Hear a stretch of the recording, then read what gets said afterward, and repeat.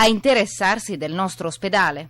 Dalle ultime indiscrezioni, le schede non sono ancora ufficiali perché non sono ancora passate in giunta, ma dalle ultime informazioni non ci saranno tagli di posti letto al San Bassiano, ma soprattutto alcuni reparti importanti come chirurgia vascolare saranno potenziati, cioè rimarrà il primariato di chirurgia vascolare con 10 posti letto, e questo penso sia un risultato importante per tutto il territorio bassanese e vicentino. Dal territorio, e grazie anche e soprattutto a Rete Veneta e ai suoi ascoltatori, si è veramente mosso un grande movimento di popolo. Noi ovviamente come rappresentanti di questo territorio, del territorio bassanese, ci siamo adoperati a livello regionale proprio per salvaguardare le specificità, ma soprattutto i reparti di qualità che ha l'ospedale di Bassano.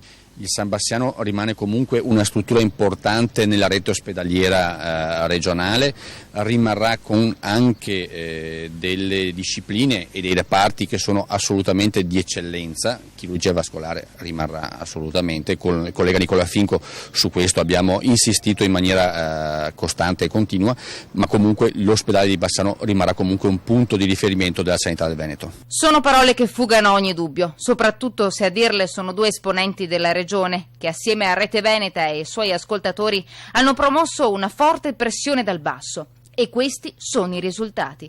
L'eccellenza rimane al San Bassiano, che non sarà più declassato ma anzi potenziato, mantenendo anche la medicina di laboratorio. La chirurgia vascolare ora può tirare un sospiro di sollievo, così come tutti i pazienti che gravitano nel reparto. E se la mannaia dei tagli non è ancora del tutto scongiurata, il bassanese può sentirsi rassicurato. Ci saranno sicuramente alcuni ridimensionamenti. Da abitante della provincia di Vicenza comunque noi abbiamo già dato anche gli altri anni, quindi penso che la nostra provincia rispetto a tagli che vedremo in altre realtà sarà meno colpita. Tagli voluti dal governo centrale, da una spending review che non lascia scampo. Ma Rete Veneta e i suoi telespettatori hanno fatto la loro parte e oggi lo hanno dimostrato. Un vero peccato per gli amministratori locali che invece sono stati assenti. Noi ci siamo adoperati in prima persona perché ovviamente proveniamo da questo territorio e quindi sappiamo quali sono le esigenze.